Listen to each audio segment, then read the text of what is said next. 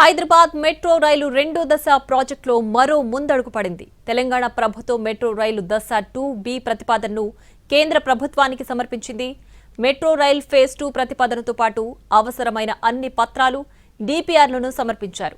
వారం క్రితం రెండో దశ మెట్రో ప్రాజెక్టుకు పరిపాలన అనుమతులిచ్చింది తెలంగాణ సర్కార్.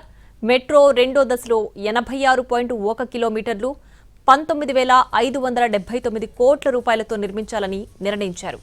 తెలంగాణ ప్రభుత్వం, కేంద్ర ప్రభుత్వం సంయుక్త భాగస్వామ్యంతో మెట్రో రెండో దశ నిర్మాణం చేపట్టబోతున్నారు.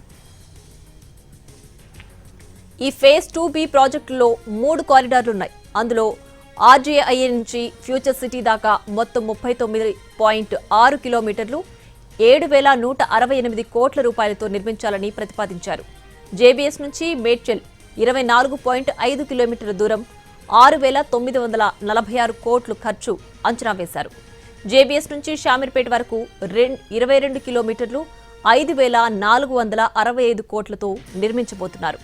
మొత్తం 86.1 కిలోమీటర్ల పొడవును కవర్ చేసే ఈ ఫేజ్ 2 ప్రాజెక్టులో మొత్తం 19,579 కోట్ల రూపాయల పెట్టుబడి పెట్టనుంది.